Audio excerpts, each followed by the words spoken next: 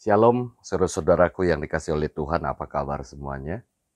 Saya selalu berharap Bapak Ibu saudara-saudara semuanya dalam keadaan yang sehat dan baik. Hanya flashback saja, hari Rabu yang lalu kita sudah membahas tentang Abraham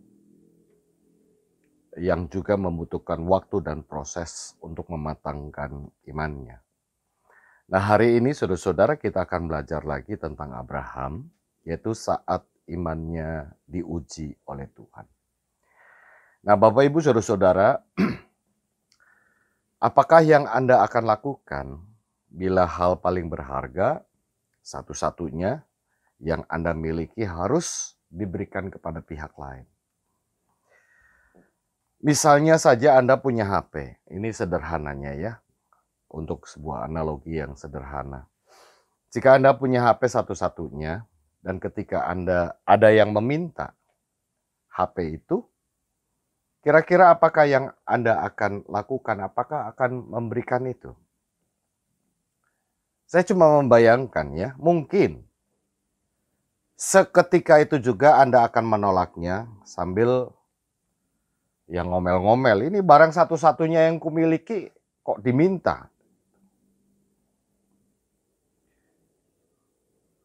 Dan kalau seandainya Anda ingin memberikan itu, betul-betul tulus ingin memberikan, mungkin tanggapan orang akan mengatakan bahwa Anda ini dianggap aneh dan bodoh.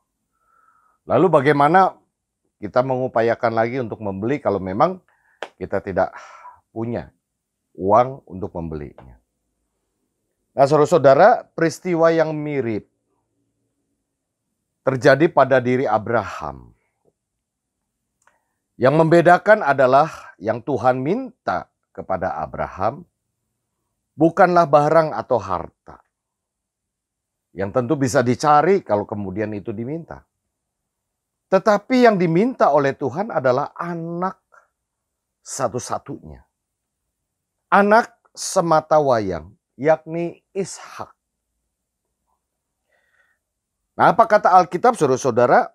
Kalau kita memperhatikan Kejadian 22 ayatnya yang kedua, saya akan bacakan begini. Firman-Nya, ambillah anakmu yang tunggal itu, yang kau kasihi yakni Ishak, pergilah ke tanah Moria dan persembahkanlah dia di sana sebagai korban bakaran pada salah satu gunung yang akan kukatakan kepadamu. Saya ulangi. Ambillah anakmu yang tunggal itu, yang kau kasihi yakni Ishak, pergilah ke tanah Moria dan persembahkanlah dia di sana sebagai korban bakaran pada salah satu gunung yang akan kukatakan kepadamu. Nah, kalau kita ada di posisi Abraham, saudara-saudara, kira-kira apa yang akan kita lakukan?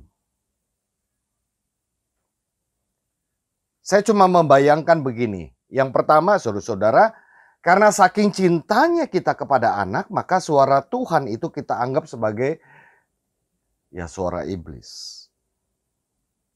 Ya, kita berpikir, mana mungkin Tuhan menginginkan hal itu, bukankah Dia yang telah memberikannya, mengapa mau mengambil kembali? Karena itu, saudara-saudara, kita mengabaikan suara itu dan kita anggap tidak ada. Dan yang kedua, saudara-saudara, kita yakin, kalau kita yakin bahwa suara itu datang dari Tuhan. Nah, karena saking cintanya kita kepada Tuhan, kita mau melakukan perintah itu sekalipun irasional. Tetapi bagaimana cara melakukannya? Sanggupkah kita melakukan itu? Menyiapkan segala sesuatu, kayu ini itu termasuk pisau, dan bagaimana rasanya ketika kita menyembelih anak kita. Nah, saudara-saudara, dalam bacaan Kejadian 22 ayat 1 sampai dengan 19, di sana memang tidak diperlihatkan pergumulan atau konflik batin dari seorang yang bernama Abraham. Namun kita sebagai manusia yang punya perasaan, kalau ditempatkan dalam posisi itu, ya sangatlah wajar kalau Abraham mengalami konflik batin. Sekalipun ia dikatakan memiliki iman yang luar biasa teguh, kuat, hebat.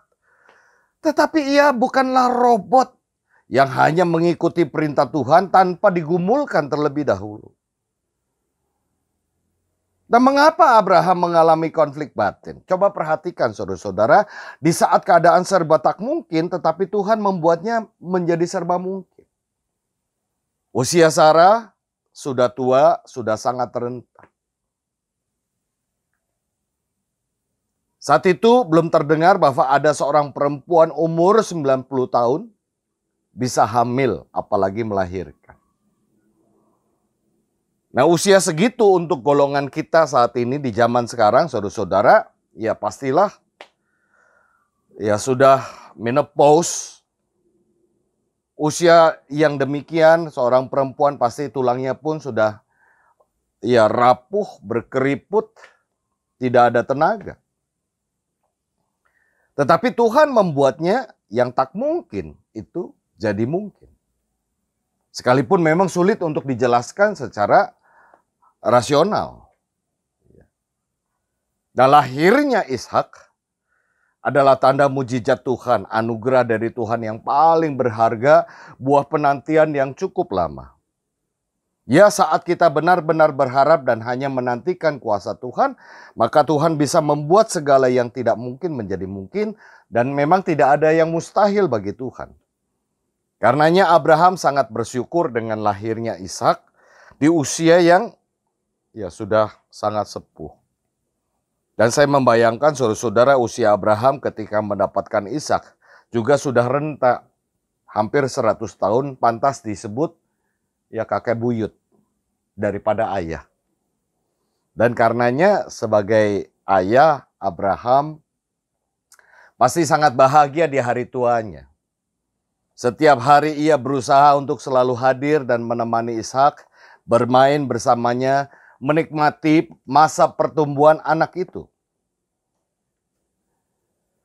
Namun betapa terkejutnya ia manakala mendengarkan perintah Tuhan agar ia mempersembahkan Ishak sebagai korban bakaran. Jika tidak melakukannya, ia sudah begitu percaya dan mengasihi Tuhan. Tetapi ia juga terlanjur begitu mengasihi anaknya. Anak itu hadir setelah ia menunggu puluhan tahun yang membuatnya lelah secara fisik dan batin. Kepada Ishak pula harapan Abraham tentang bangsa yang besar seperti yang dijanjikan Tuhan bisa terwujud. Nah, jika ia diminta untuk mempersembahkan Ishak, anaknya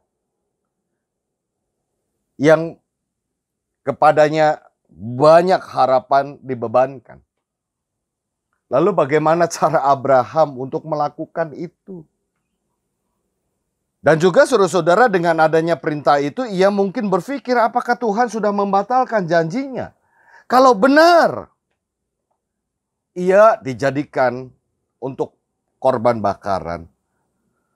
Lalu apa yang harus ia katakan kepada Sarah, istrinya, ketika menanyakan tentang Ishak? Ia tidak mungkin berkata kepada istrinya, sayangku, anak kita sudah kupotong untuk korban bakaran. Bapak macam apa dia? Dan ketika mendengar jawaban, iya betul sudah dikorbankan. Saya yakin sebagai istri melahirkan dalam kondisi yang sangat mustahil, Sarah akan marah besar. Harapan satu-satunya justru Abraham yang menggagalkan harapan itu. Nah, bila membayangkan pergumulan Abraham, kira-kira seperti itulah kegalauannya. Konflik batin pastilah berkecamuk di dalam hati dan benaknya.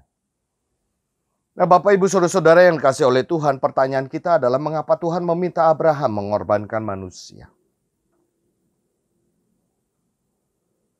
Padahal Allah mengutuk orang-orang yang mempraktekkan pengorbanan manusia. Ya, coba kita membaca saudara-saudara Imamat 20 ya. Imamat 20 ayatnya yang ketiga. Saya akan bacakan. Aku sendiri akan menentang orang itu dan akan melenyapkan dia dari tengah-tengah bangsanya karena ia menyerahkan seorang dari anak-anaknya kepada Molok dengan maksud menajiskan tempat kudusku dan melanggar kekudusan namaku yang kudus. Tuhan tidak berkenan dengan persembahan manusia. Nah, sebenarnya Tuhan tidak menginginkan kematian Ishak.